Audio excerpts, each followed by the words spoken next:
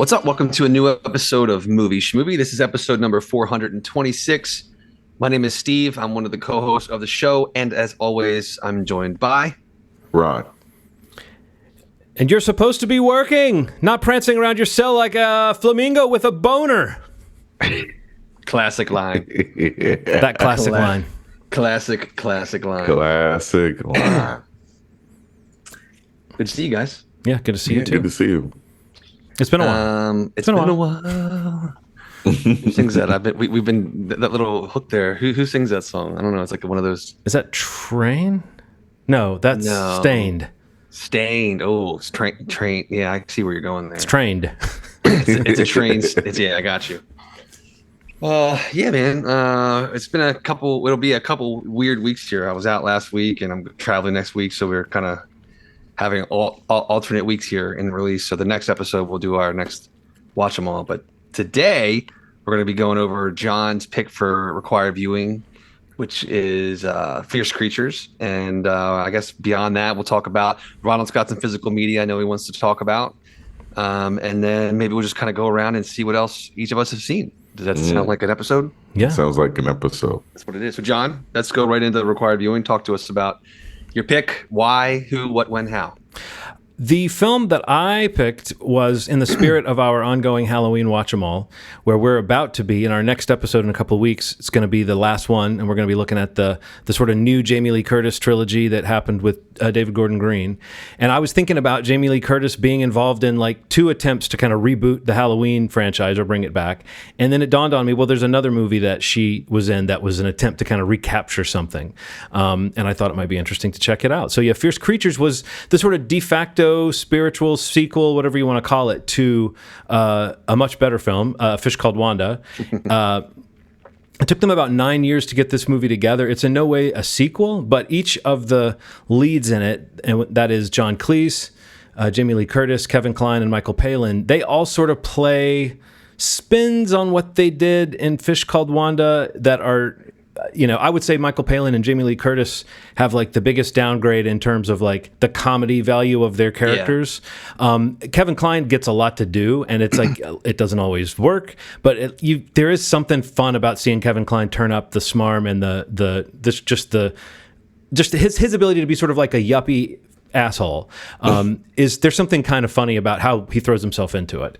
His character's more interesting and has more heart in A Fish Called Wanda too, but it's still, in this he gets to play 2 characters, and one of them is a very, very thinly disguised riff on Rupert Murdoch, which did feel a little bit like they were making a commentary on the kind of great man fallacy that sort of surrounds one of our presidential candidates right now. So I felt like this movie did feel like it had a couple instances of like, oh, that feels almost timely. But mostly it's going for like British sex farce with lots of, sort of dated jokes in that realm. Yeah. But it's like it's trying to be a certain kind of bedroom farce British comedy that even when it wasn't working for me, it's like it was quaint to me, and it actually had a certain kind of charm to the sort of, it was like trying to be a certain kind of farce that I was like, well, I'm charmed by this. You just don't see this type of movie. But it's unquestionably a downgrade from A Fish Called Wanda. And, it's a bumpy ride like a lot of kind of misfiring comedies like that go, but I feel like there's enough that I chuckled at that I didn't get bored watching it. But I would be interested to know what you guys thought of it. Ronald, you said you had a statement to make about Fierce Creatures. That's your statement. I think I missed the Jamie Lee Curtis run. Like, I think I missed like her being the one. Yeah. I think I missed it. Like, you didn't see the movies where she's kind of...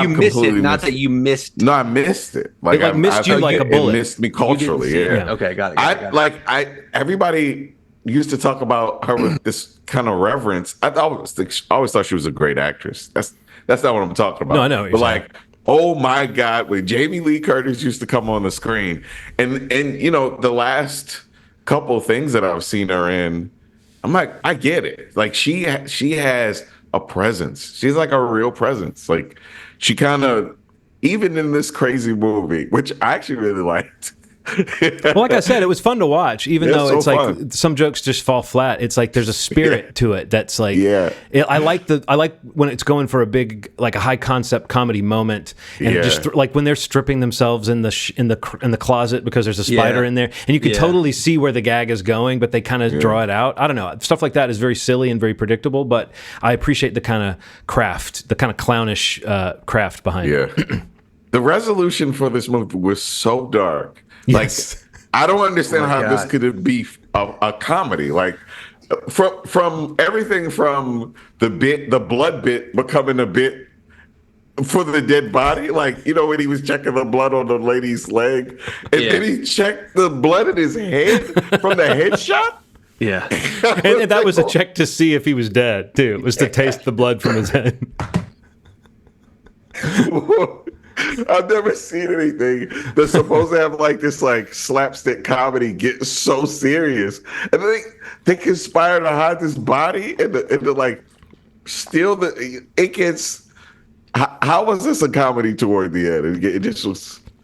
I think that's the key, though. I think that's probably why most people, maybe, I mean, I would say myself included, like that's kind of what doesn't translate so well from if it's a spiritual sequel to Wanda, is that it's like a farcical comedy, but it's not as funny as Wanda, like, you know, anywhere near it, but like it's got those things, you know, certain characters even get enough, like, you know, like Kevin Kline gets a little more in this than say Jamie Lee or Michael Palin, but like I think that, you know, when you have scenes like the one you're describing, but the rest of the movie, it like that's more absurd. Yeah, you know, but the rest of the movie isn't as consistently funny, and like that core cast that you kind of expect it from, to kind of have the ratio of laughs, you know, that they have in the prior film, even though it's not a sequel, you know, different characters, whatever, but you kind of have a bit in your brain of you know those expectations that they're going to kind of bring some similar goods, I guess. So it kind of clashes, I guess, is what I'm saying, like the expectation of it and what you actually are watching.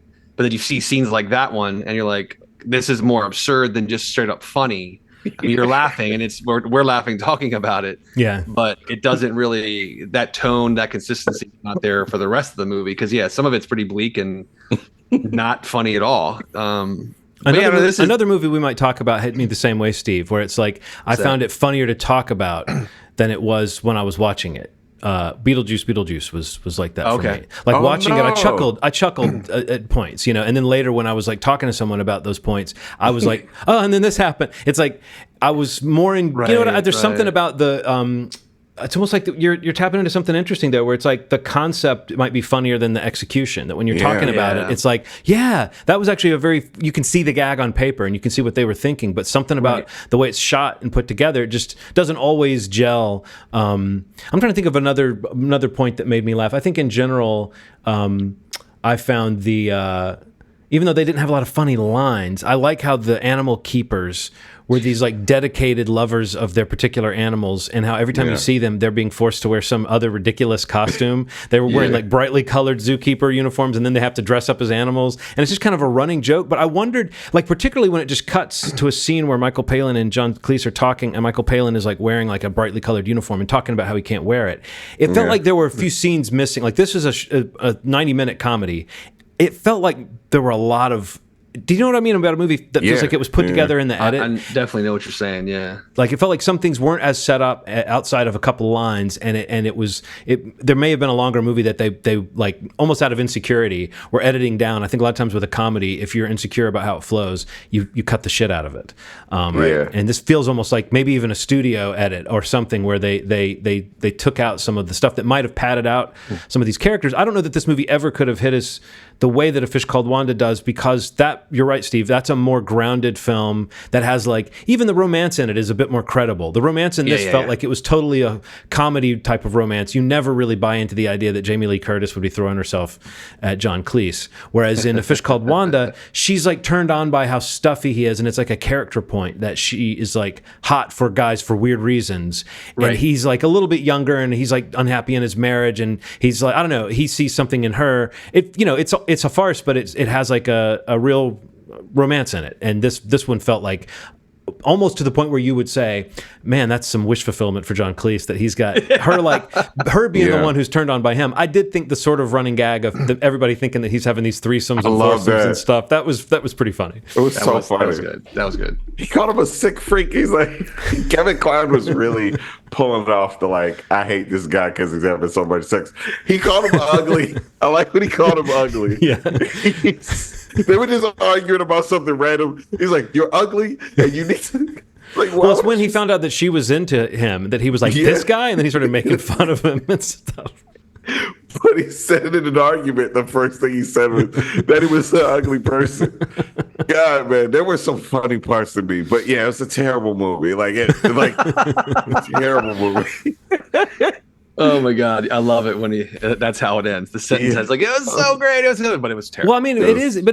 Terrible. Like, there's almost like nothing more low rent than a misfiring comedy. But it's hard, but you can't really dislike a misfiring comedy that they're trying. There's some very funny concepts in this. I think the concept that they rush into and rush past is the whole idea of the zookeepers trying to make their animals seem fierce to keep the zoo open. I feel like that could have been almost the concept of the movie, is reopening the zoo and it's like a muskrat and they're trying to make it seem like it's a killer muskrat. But they rush through that joke. I mean, so that they could make more jokes. And I guess that's what I'm saying about a movie and again, this is similar to the way I felt about Beetlejuice. But when a movie's trying to throw everything at the wall to see what sticks, a part of me is like, cool, do that. Like, I kind of admire the spirit of that. It's just you wish more stuck to the wall, when you're watching a movie. Man, the part where they were talking, they don't even play it for laughs. They don't even no one reacts in the foreground to it. When that lady falls down the steps in the background, no one pays attention in the foreground, and everybody's panicking in the background. It's not play for laughs the way that you would think it would be. It's a bunch of stuff like that tonally that just like don't understand that this might be the comedy. Like the fact that the lady fell was so fucking funny. Yeah. But they didn't even play it like, oh my God, like no one on the staff did it. It was so weird. But I laughed so hard when that lady fell, man. Because it wasn't like a regular fall. She fell and then she slid down the steps. God, that was funny. And you're right. And him poking the wound and like it's funny us knowing it's a real wound and he's like jabbing it with his finger. I mean, that again, that's that has a funny dark idea. And but a good example of where the kind of drop is that like in A Fish Called Wanda, Michael Palin's character Ken has a stutter, and even though that's played for the butt of many jokes, he also has heart, and there's an actual character there. He's like trying to get revenge. His dogs keep getting, he keeps accidentally killing an old lady's dogs. He's trying to kill an old lady, and he keeps accidentally killing her dogs, and he's an animal lover. And so it breaks his heart every time he accidentally kills one of her dogs. And in this, he's a guy who can't shut up, and he has a spider that he likes. And it's like neither one of those things is as funny as the dog thing or the stutter thing. You know what I mean? But you can see they're trying to do a similar thing of giving him kind of a Monty Python-esque character trait. But just him rattling off stuff, that was another thing that felt like it was edited down. I felt like they probably had a lot more of him rattling stuff off in that way that like, I don't know, Dan Aykroyd loves to do, where it's just a lot of stuff. And Michael Palin is a really good actor and, a really likable comic presence. But, it's just not as funny of a joke to say, this guy can't shut up. And that's it. Yeah. And then I think with Jamie Lee Curtis, it really is like she's just not as sexy and not as cool and not as interesting as she is in A Fish Called Wanda. So she's kind of there to be like the babe, which is a little bit weird, even though the movie kind of centers her as this cool character. She just accepts being objectified as like a compliment throughout the movie. And I think that's a symptom of the times, I guess. Yeah. But you're right, Ronald, that it is part of that Jamie Lee Curtis era where like her showing up on screen meant, she's going to be sexy and cool and in on the joke and a little bit horny and a little bit, whatever. So, that is her thing. It's just this movie doesn't give her a lot to play outside of that. It's like they really thought you were going to fill in some blanks with the vibe of Wanda. Yeah. And I haven't watched that movie in a while, but I remember the last time I watched it, I came away once again really enjoying it. And really the last time I saw it, I remember really thinking Kevin Kline as Otto is one of the best like comic idiot characters that's ever been done. I think I really started to like pay attention to Jamie Foxx and her like I have menopause era. Like Jamie Lee Curtis. Jamie Lee Curtis. You remember that? You time said with Jamie Lee Foxx. Jamie Foxx Curtis. His Jamie Foxx in his menopause era. I'm really interested to know more about that. Yeah. But when she was like essentially like in every interview talking about how her body was breaking down and her boobs are sagging now, and I was like, cool. I mean, I've never disliked you. Yeah. So you don't have to tell me these things to make me like you. Right. I think it's really cool that you're aging gracefully. I thought that she still is a gorgeous person. So it's And like she's still an awesome presence in the right role in the right movie too. Yeah. So like I think unfortunately I stumbled upon Jamie, like really started paying attention to Jamie Lee Curtis. I was gonna say Jamie Lee Foxx. But really paying attention. Also a great name if anybody has that. Yeah. James Earl Curtis. Oh, by the way, I don't think we've recorded since James Earl Jones. Maybe we should talk about him in a minute. Just a brief RIP for him. But don't get me to get teary. Maybe we'll wait till the end. But yeah, no, I think that Jamie Lee Curtis is awesome, and I do think it's fun to watch this movie before rolling into the new trilogy. But yeah, as recently as those movies, I mean, whatever you think about those movies, you can't say that any of the short points are like her not holding the screen or her not being able to command the thing. Yeah. And she's a cool, interesting person. And, you know, I've always thought the whole Married to Christopher Guest aspect is interesting too. Like, I can't imagine what that, like, those are two very different cinematic energies that seem to work well together. It's wild, man. It's a pretty good flex for him, I would say. Yeah. Well done, sir. Yeah. So there's no pick this week going forward because are we gonna pick it for the following, or we do that at the end of the? We do that at the end of the Watch 'Em All. Right. Okay, that's what I thought. But I will say the Watch 'Em All will be a couple of extra things I want to say. I think we should rank the Halloween films, so we'll have our rankings ready for that episode. Okay. So just put them in order, and then maybe we can do an aggregate.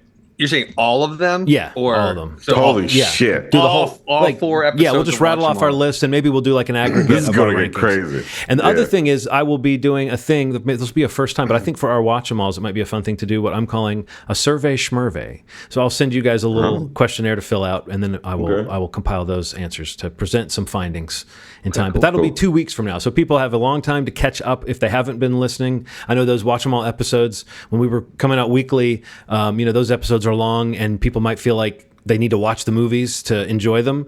You've got time. You've got a couple of weeks to get ready for the last installment of the Watch 'Em All. So it's pretty incredible. Very good.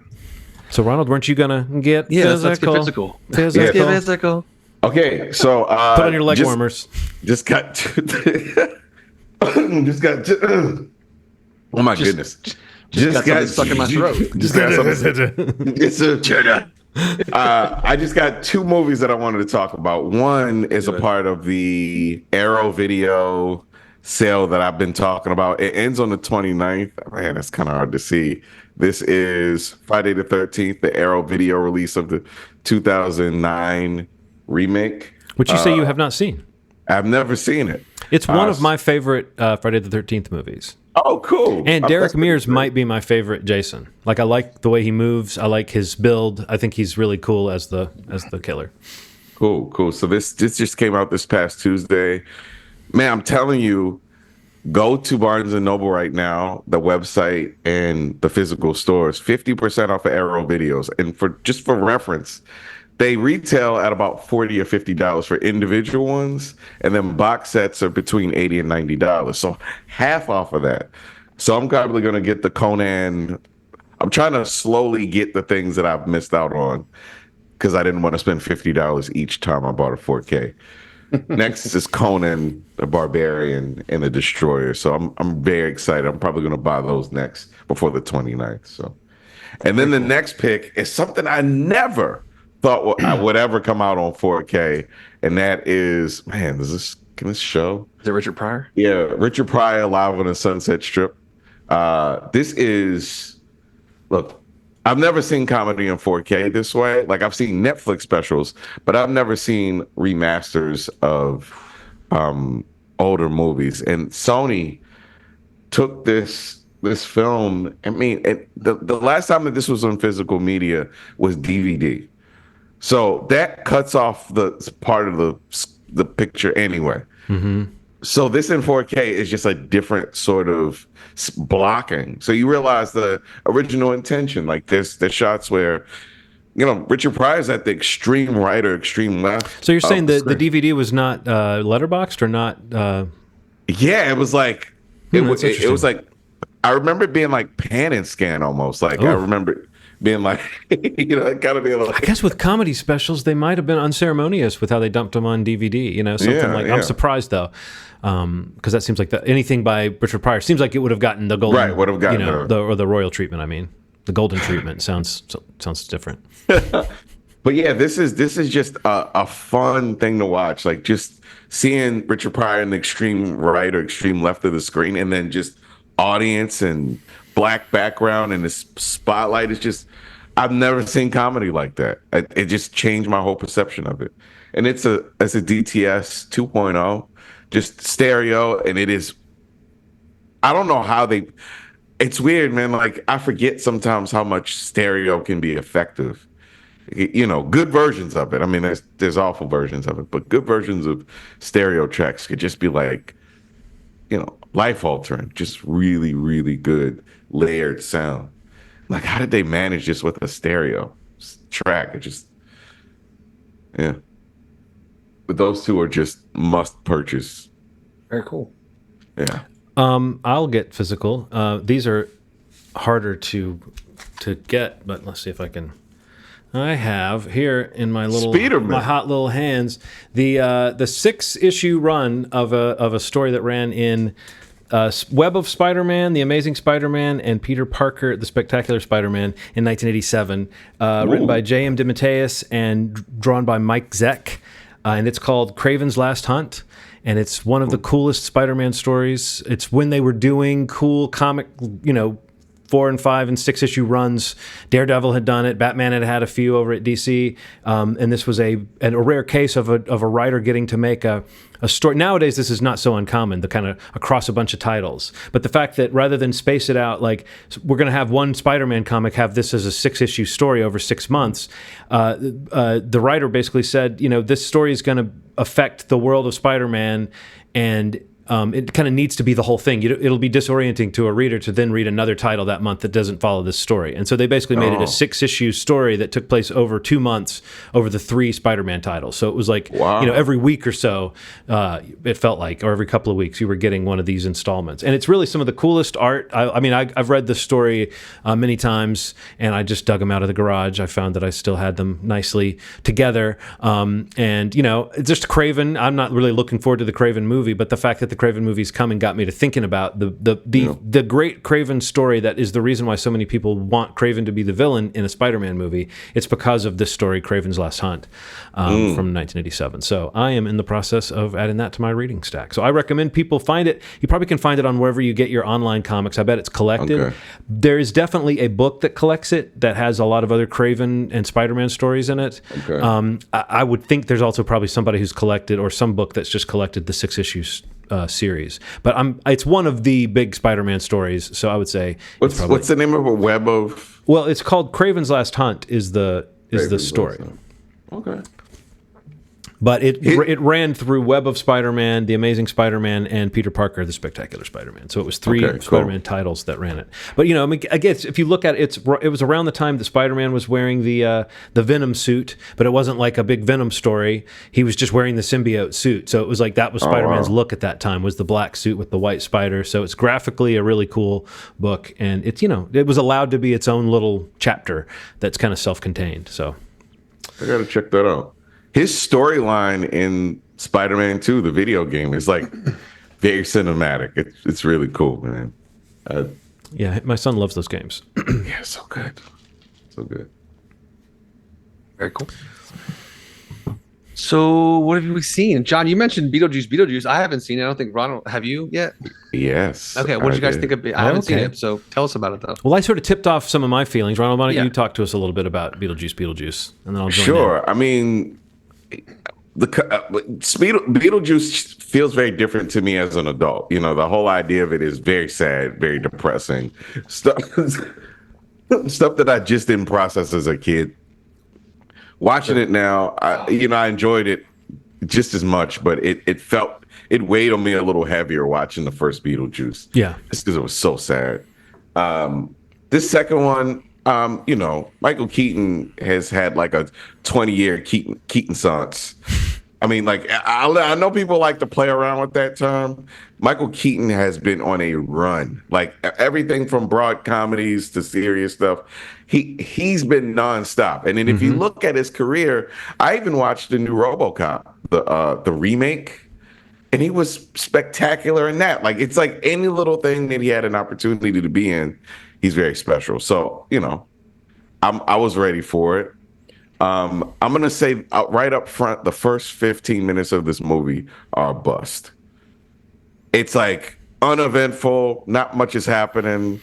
And then it really picks up once the tension is established. But the first 10 or 15 minutes, nothing's really happening. I don't know, that there's like a lot of like, hey, remember these people? A lot of that, but like not much is happening story-wise. I don't know how you felt about just how slow it felt at first, but John, what do you think? I don't know. Well, no, I mean, I know what you're saying. I think I agree. I don't think it's a particularly successful like stretch of the film, but I did like, for instance, I liked the scene in the art gallery with Catherine O'Hara's character where we're catching up with her and finding out what's happened. The way she reveals what's happened to Jeffrey Jones's character from the first one. Yeah. Like all that stuff I thought was really funny, but I agree with you. I think it's the Winona Ryder plotline part of it that felt sort of like they were kind of doing something interesting and kind of not doing it. There's a whole thing early on about she's trying to take these drugs to avoid seeing ghosts, and her boyfriend wants her to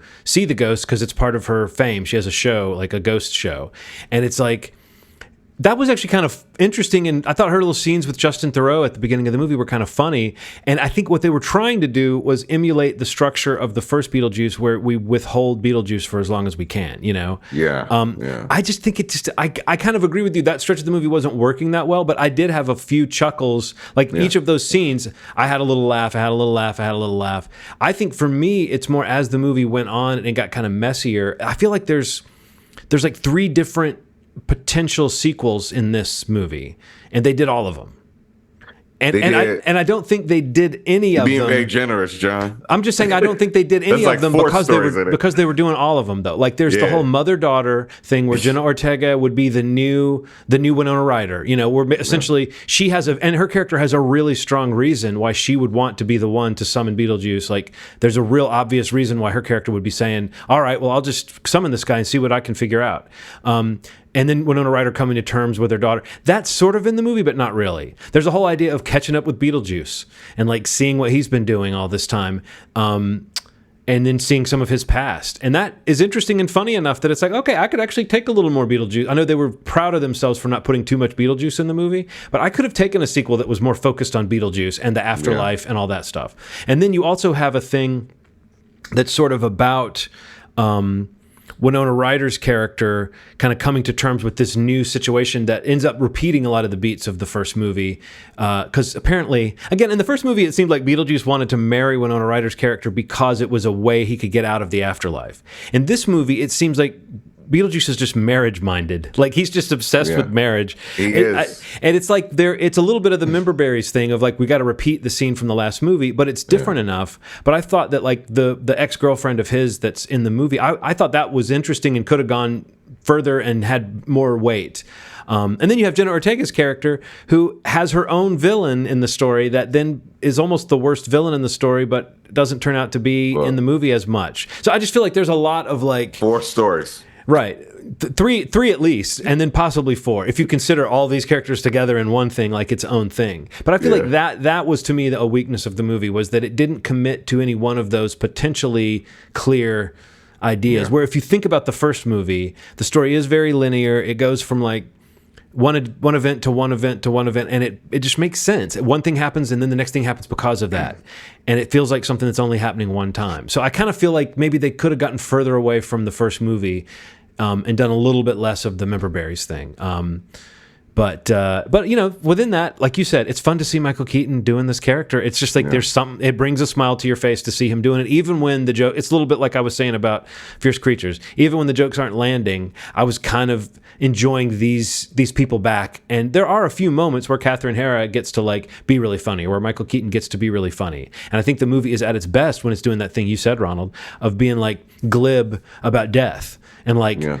Rubbing your nose. In fact, these characters are not even in the afterlife. There are characters being sucked into nothingness by a villain. So it's like there is something kind of dark and there's a lot of death about this in this world, and I think that is maybe one of the strengths. I would have liked to have seen it just lean more into the crazy death obsessed part, and maybe not feel like it had to repeat so many like emotional beats with human characters that I really don't think the movie is that interested in. You know what I mean? I don't think by the time it gets to the end that they were really that interested in the mother-daughter stuff or the grandmother-granddaughter stuff. You know, it really was kind of perfunctory.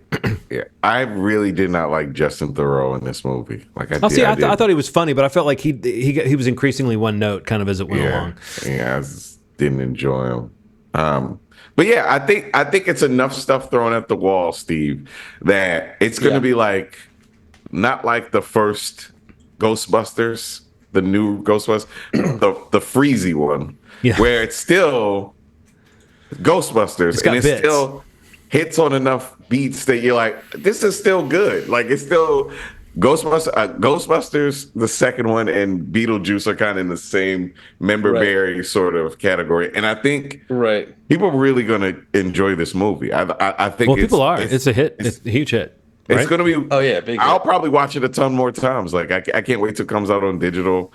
But yeah, it's 4 stories. Okay. 3 and a possible, like John said, 3 and a possible stories happening concurrently. But then there's subplots within that, believe it or not. So you have like a web of multiverse of madness. The Beetlejuice of madness sort of deal where there's like so many stories going on at once that I don't know if you'll get attached to any single story enough, but Beetlejuice is so good in it. Okay, so Ronald, I have to ask you about a joke, and this is one joke I'll spoil, Steve. This is not a huge thing, and you may have even seen it in a trailer or something. Okay. But Ronald, tell me how tired that Soul Train joke was.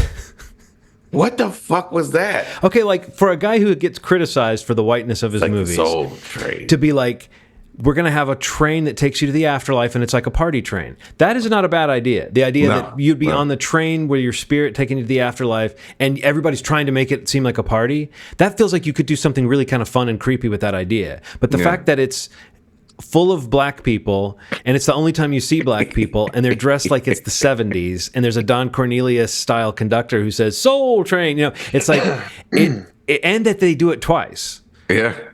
And it's really long scenes, so it's like a block of time where they're just doing dance numbers. Yeah, I don't know. And it's like, okay, we don't, but I just feel like that is like the wrong kind of someone needs to take Tim Burton aside and say, this isn't what people meant when they said, why don't you put more black people in your films? They meant like, why don't you just cast more diversely? They didn't mean like, and I'm not taking away from the fact that Jenna Ortega, is I was going to say Jenna is a person of color, right? Yeah, but still, it's not. It's like. It was kind of a corny joke, and then they did it twice, and you're right, it goes on so long, and it's like then you look at the rest of the movie and you're like, oh man, there's really not any other times where it's a black person. So I don't know.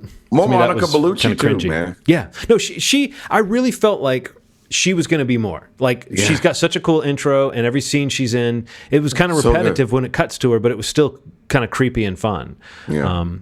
And the one thing they didn't do that I really thought they were going to do was I thought the movie was going to start and we were going to find out that he's just had his number called. You know how he's sitting in the waiting room at the end of the first movie, he's got the long number. I know he swaps the number out, so technically he would be going sooner. But like I thought maybe they were going to play with that idea, and because even on the poster he's holding the ticket. But no, I walked out of this movie and I would say I had fun watching it. It was fun to take, Nikki and Henry and I went to see it, and Henry thought it was kind of fun. He wasn't like too cool for it, and I think he enjoyed it in the same way that you're talking about, Ronald. So it's like we all had fun. We all had nitpicks. I don't think we were complaining too much. My biggest complaint was that there were 2 seats down in an otherwise empty house was a guy with 2 kids whose kids talked loudly the whole movie, and he was like quoting the movie back to the movie after a line, and then got to where he was trying to say the line like with the movie, and a couple of times he did say the line that a character said when they said it, and he was like pleased with himself. You know, and I don't know if that means he saw it before or if he was just kind of guessing. But either way, it's that thing of like, these kids are talking and you're like, well, maybe Dad's going to take care of it. And then you're like, oh, no. Dad is not taking care of it. Dad is just as bad, you know? And it was literally constant. So I have to say the movie may have been especially choppy for me because I kept having to filter out and the guy also burped loudly several times. Yeah, come on now. So like, that's a nightmare. And you think you're setting an example by being really quiet that like they're going to notice, and you well timed, Steve. I did a couple times, just to be like, give him a hint. Yeah. Do you see how like suddenly you heard me, and then you notice that you haven't been hearing me at all the rest of the time, But it's like no, the guy didn't. Just didn't stop. Maybe that was Beetlejuice. Could have been. Yeah, there you go. No, I'm not sorry I saw it, and I'm not really sorry they made it. I guess I just kind of wish it had captured some of the simplicity of the first movie and stuck with one story, and I also kind of wish it had been a little more different from the first movie. But I think maybe that's just the legacy sequel thing. We just, that's just what it is now. You're just going to sometimes think they could have made a true sequel, a truly different movie, rather than being almost, back to that word, insecure about like, people have to like this, and they're only going to like it if we remind them, But it still slaps is the music. That Beetlejuice music is incredible. Yeah. I read an article. I think it might have even been Drew McWeeny, like saying like a post he made was like the only like thing he was really bummed out about. It seemed like they reused a lot of the score. Like there wasn't a lot of new score for this movie. You feel that, or? I'm not as enough of a scorehead to notice necessarily when it's a cue being reused. I'll recognize melodies, but I don't always. Right. If I listen to the soundtrack, like I do sometimes listen to a soundtrack, I might notice that. But it was definitely like it opens with like the classic Beetlejuice theme. But I was even listening to it thinking, oh, this sounds kind of updated. But maybe I'm a rube. Yeah, probably. That's probably what it is. Right. Yeah. Has anyone seen Rebel Ridge? Ooh, I did.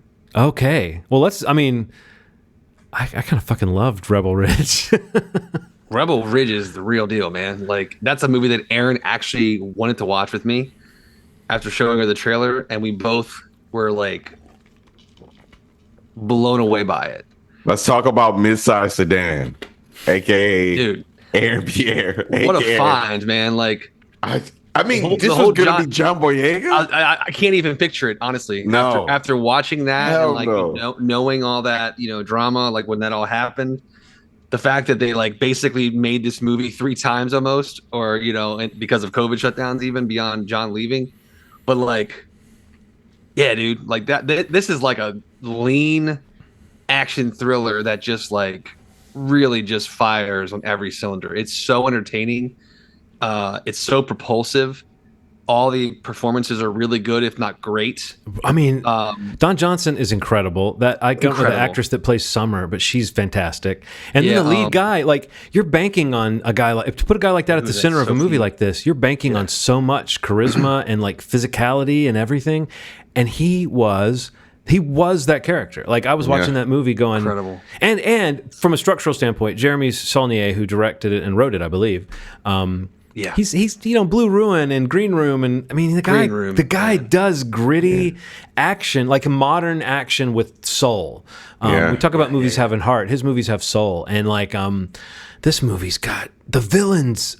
You fucking so good. Watching the world, like watching what happens the first half hour is like you want to punch the wall watching it. It's because you believe it, and yet it's heightened. You know what I mean? It's totally based on real shit that's happening, but it's also setting up a man on a mission kind of action.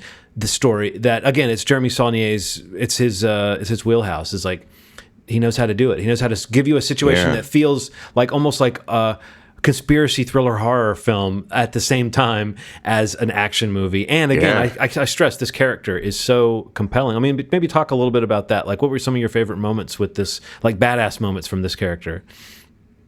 It's a simple one that has nothing to do with combat. When he was fucking chasing that bus Oh He's God, like, that was amazing. oh my God, man! Like Just to get him on the window. You see that? Oh man, that like broke my heart. But yeah, and when he pulls up next to the driver too, and like makes sure that like, and he does it for like all the guys on the bus. Yes. You know, it's like they're all going like, I don't know. That was incredible. Man. That was incredible. That was definitely like an emotional one for sure. But that for me, it's got to be the scene when he's got Don Johnson outside of the police station. The acronym. And he drags. No, the acronyms when he's like, and then Johnson tries to cut him off. And he's like, let me finish, or you're going to let me finish, you know, which Johnson said earlier to him in the police station. Yeah. But when he goes through that PACE acronym and like, and you can see inside the police station, they're finding out who he is. They're getting the Wi-Fi up. The tension of the Wi-Fi is incredible. The story, the pacing, like the editing around that was like so incredible. It's like, it's martial arts. And then he immediately the reason he wasn't deployed is because he stayed here and trained everybody that needed to go kick ass, basically. So good. Like, I was like, oh man, this shit's about to go down. Meanwhile, Don Johnson's out there without a clue in the world. Because he's used to intimidating guys like this, or just having the law behind him or something. And I loved later when he said, I'd never really had fought a guy outside the gym before I fought you. And Don Johnson was like, well, I fought a lot of guys. And then he said something like, yeah, I can see that, or I can see how that would happen, or something. So it's just like, he had so many good comebacks. But man, you're right. The tension of that scene, Steve, of like, incredible. You as a viewer know, what was it? MCMAP is what they were looking up. McMap was what they were looking up. What does this mean? What does this mean? Yeah. And it's going to be something badass. When they keep cutting back and forth, you're like, man, Don Johnson doesn't know that he thinks this is like a desk jockey that he's about to go intimidate. I will say this, since you mentioned what my pick would have been, Steve, I think my pick and this was just like, to me, a moment where I was like, this movie knows what it's doing. And I can't explain why this made me so happy.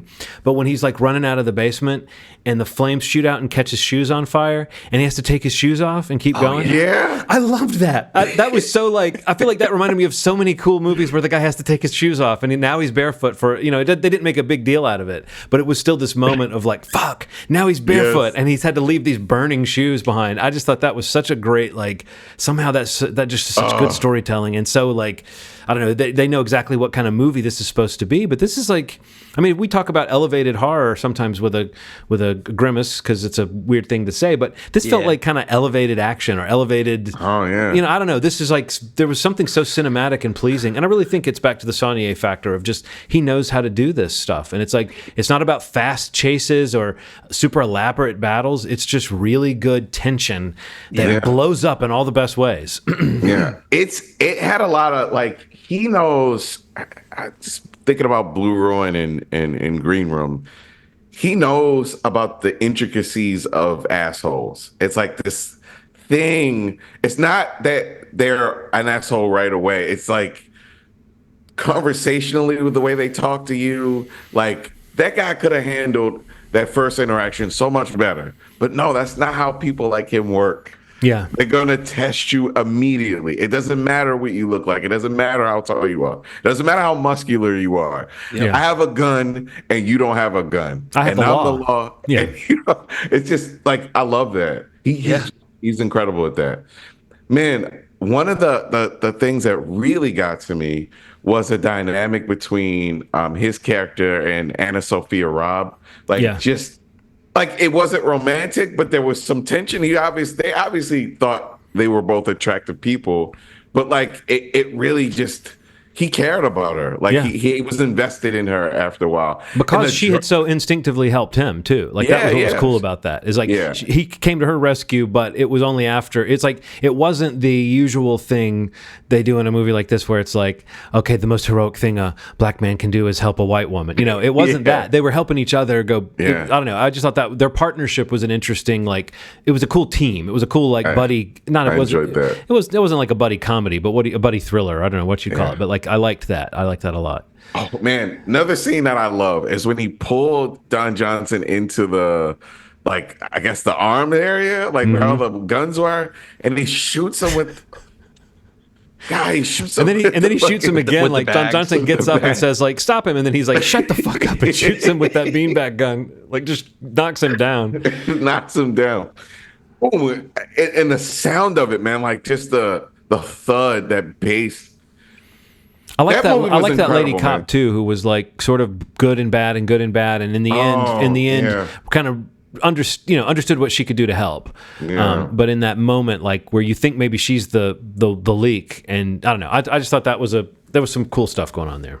Okay, last thing, the gun in the car, man. Yeah.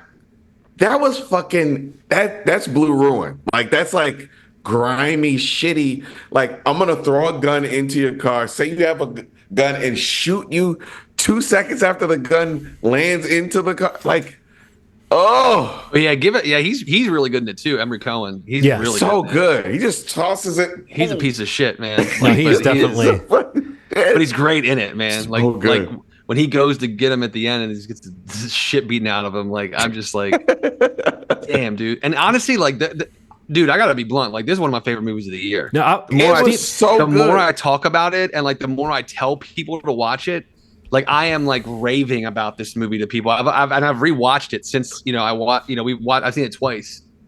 But like pound for pound, like I just feel like the way we're talking about this, like it's just there's really not much wrong. There's nothing that I can really say I didn't like about this movie. The only thing I would say is that it is, and I hate to. I mean, it's long, but it's paced well. But it goes when it's getting to the end where you might be thinking, oh, this is going to keep going. Every scene is so interesting. Like that's right around the time, where you might have thought this movie was ending is when we get into that James Cromwell stuff. That's such a good scene, and that scene is so interesting. That's what the whole movie's full of. Like it's an interestingly staged scene. It's a scene you've never seen before. A lady who wants to be a lawyer, and a guy who's trying to avenge his cousin who was killed in prison are sitting down with a judge who's trying to kill himself by taking his wife's old medication while they grill him about this thing. And I love when he said, what did he say? You're gonna have to break this down real quick or something. What does he say, Steve? You've seen it twice. Yeah, definitely. It's like you're gonna have because they know that he's called them already, right? Yeah. And he says something along what you just said, John. It's like you're gonna have to let this out quick, right? Like stop making this into a long story. Explain to us what we don't know.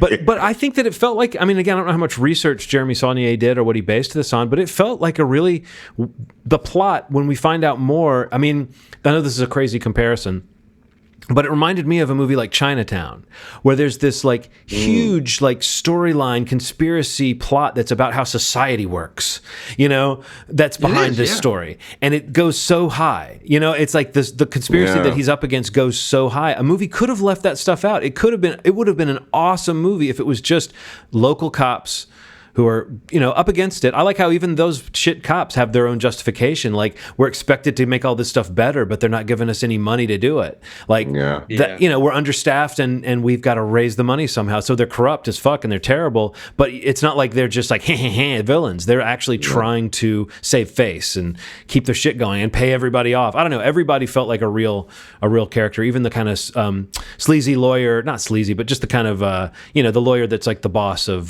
Summer's character. Who they end up kind of, he kind of does the right thing in a very offhanded way, but I like how she says, "You're a tumor, Elliot." It was full of like political commentary and like societal commentary without being too much of a message movie. I don't know. I thought that was a neat trick that it pulled off. Yeah. I loved it. I'm with you, Steve. I felt like I needed to say it out loud. Like, this is one of my favorite movies of the year. I had to say it too. And also, I know what you mean about like, just feeling high on this movie. Like I said to Nikki and Henry, like, you guys might need to watch Rebel Ridge. Like, I could see both of them loving it for different reasons. Yeah. If you have not seen this man in anything else, can I suggest two things to see? Brother, I think is the name of it, and then Genius, the third season or the fourth season. He played Malcolm X. He played fucking Malcolm X in a season of Genius. It is. Oh yeah, that's right. What he's doing is on it. Like, if you think this is good, what he's doing on that shit is like, because you remember, he's like, people are trying to hurt him. People are trying to, being worshipped. It's like this range that he's doing on the show that's just like second to none, man. So, to his credit, yeah, like thinking about him in the movie, like, I mean, he is the like standout of the movie, like, yeah, for sure. Like, this is a star making role, like, I think, For like, sure. this is literally the takeaway from this is every single person's like, if you didn't know him, who is that? And what else am I going to see him in? Like, how do you watch this and not think for a second that he could be James Bond? Yeah. Oh, Like, he's young as shit. Like, you know, like he was incredible.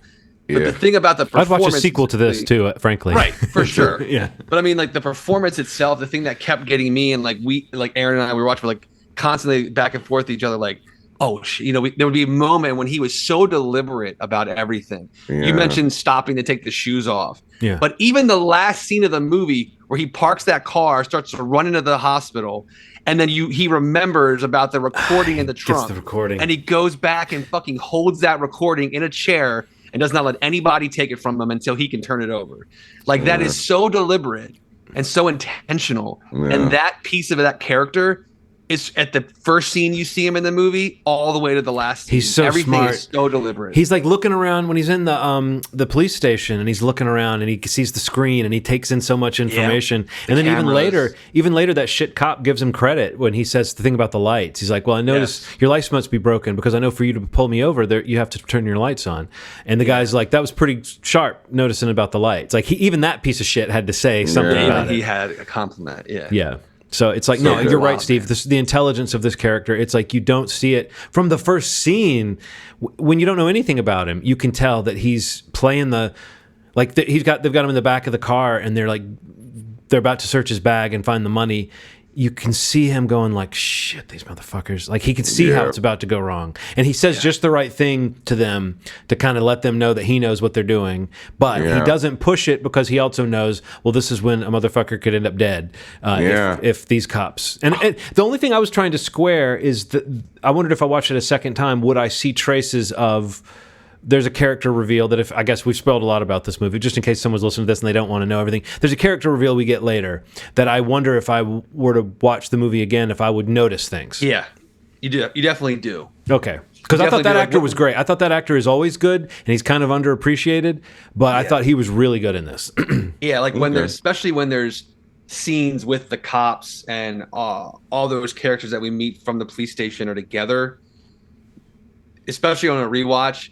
You can see a character of that group kind of floating out of the conversation, or like he's not always present, or he's the one kind of, you know, talking about the motivation for why they do some of this. Like you're saying, like what you're doing is like, in their mind, what they're doing is like the right thing. They're just going about it the wrong way. I mean, that character specifically definitely stands out more when you see those group shots and you see those set pieces with all of the police officers involved.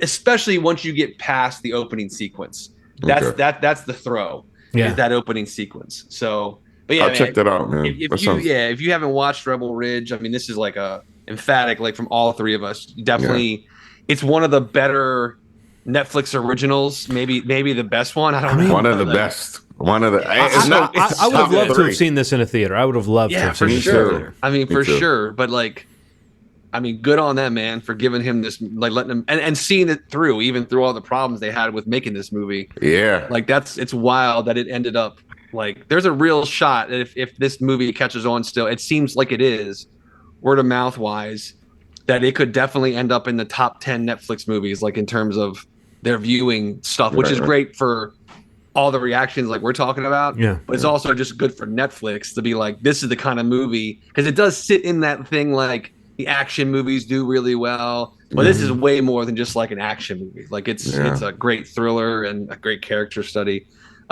His performance is just wonderful, and it's got, like I said, it's got something to say about real shit that's happening. Like, you know, commentary on the way man's inhumanity against man.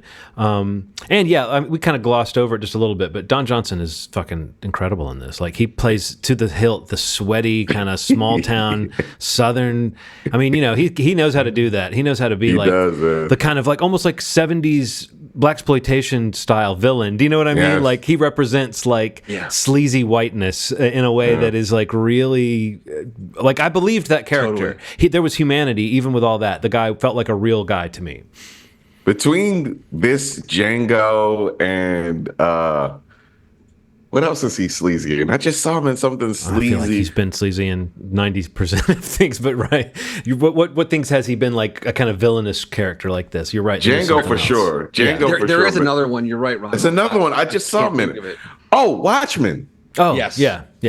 He's fucking sleazy in Watchmen. And doing a similar thing of like playing a kind of guy, even a better character in some way. I mean, a more like that character really disappoints you when you find out how bad he is. Because they spend the whole first episode basically building up like what a cool kind of leader he is and what a great boss he is, and then you find out, you find out. But I don't know. I always give actors credit when they know how to when they can play somebody truly awful and bring nuance to it and not hold back their acting. Some actors have this way of like when they're playing a shit character, letting you know they think this character's shitty and playing him so shitty that it's like it takes the pressure off of them. But Don Johnson does that thing that we've talked about on this show before that we like to see, where an actor weaponizes their charm and like makes it toxic. And like, it's cool to see an actor who knows how to do that and doesn't seem like they're not holding back. Well, that's all. That's all I've got. It's outside of just saying I've continued to keep up with. We're now fully caught up on Bad Monkey, and cool. Nikki and I really have. That's a really fun hangout show. Maybe we can all talk about that one when the season's over or something. Cool. Yeah, definitely.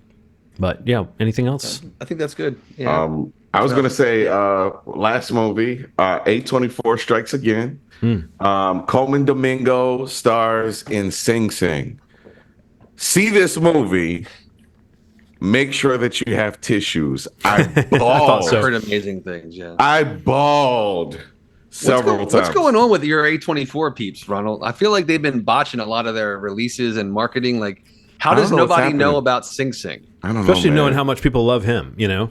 Well, and the movie is like universally like beloved by audiences, and like I've heard nothing but incredible things. Good things. Like it was supposed to come out last year. Yeah, it's been the summer of neon. It's been the summer of neon. Right. And we've lost A24. Everything, even A24, like what they've been releasing recently, has been like not doing well. Yeah. Didn't they do that?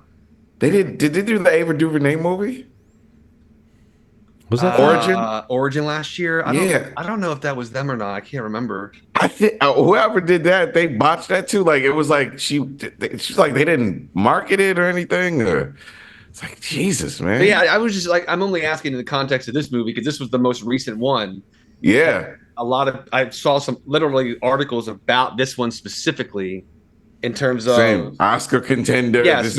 Like how is this movie going to have a shot in the winter, Oscar season if no one knows about it. No one knows, or outside of like people. Yeah, I don't know. But yeah, they just released that.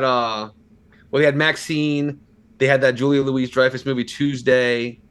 They had I Saw the TV Glow. Civil War was a big hit. Love Lies Bleeding was a moderate hit. But recently they looked at what was it called? Oh, The Front Room. The one with Brandy that just came out with Brandy in it. That like was literally, I think I'm trying to find the article, but it was like one of the worst openings ever per theater, or some crazy thing. Really? Like really, really bad numbers. Like, and that was the article that I was reading. It was about that movie, but then it was like, what's going on with A24, especially when they have a movie that could possibly win Coleman Domingo an Oscar, and no one knows about it. But I can't wait to watch this. Like I've heard nothing but incredible things, and you saying what you just said is like all I need, even beyond. But so what is it on digital now already, or what? Yeah, I think it's on digital because I saw it on not Vimeo, Vudu. I think I saw it on Vudu or something like that. Crazy, man. Yeah, nothing. I've heard nothing about this movie. Wow. Yeah. All right, well, that's on the list. Obviously, I can't wait to see it. All right, guys. Well, we'll see you in 2 weeks, and again, it's our last episode or volume or chapter of the Watch 'Em All saga for the Halloween films. Right as we sail into October, we're closing. Like we said at the beginning of the summer, we pretty much timed this perfectly, guys. Yeah. This couldn't have been better. We at least gets us into the month of. Yeah. Of October. So that'll be the next episode. But schmovie.com is the website. You can go there for all of our past episodes, and or to just link it to your podcast platform of choice if you want to subscribe. Also youtube.com/movie podcast if you prefer to watch your podcasts. That option is there for you if you like. And there's also just a podcast feed there as well if you want the audio going. If you want to watch, you can watch. If you want to listen while you're browsing the internet at work, you can do that there on YouTube. Plenty of options is what I'm saying. Yeah. There's really no reason is what I'm getting at. And hopefully you can find us on one of those. If you're listening to us now, I'm assuming you already found us, but tell someone else is what I really mean. Yeah. That's the real message here. Good seeing you both, and we'll see you guys in 2 weeks. As always, you've made our day. Thanks. Bye.